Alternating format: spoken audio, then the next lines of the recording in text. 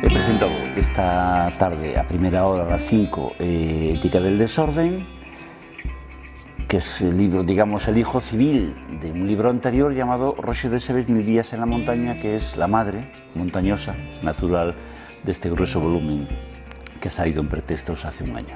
Pero no solo los he presentado, me he peleado mucho con la gente, he discutido, he hablado, he encontrado un público, como siempre en Valencia, muy receptivo.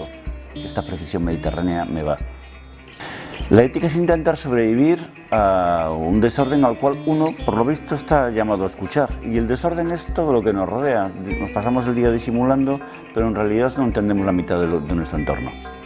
Y quien está atento a él tiene que redoblar la fuerza de su cabeza, como decíamos antes, para poder navegar en parte de esa marejada.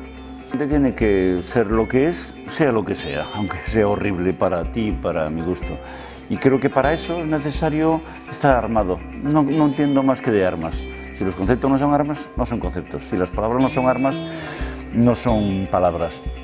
Por lo tanto, en un sentido radical, digamos que no soy del todo pacifista. Creo que la gente necesita estructurarse y armarse. Porque la vida que le ha tocado, sea princesa en Austria o pastor de cabras en Badajoz, es dura. Y lo va a ser siempre. Estoy agradecido porque las cosas sean así, de elementales.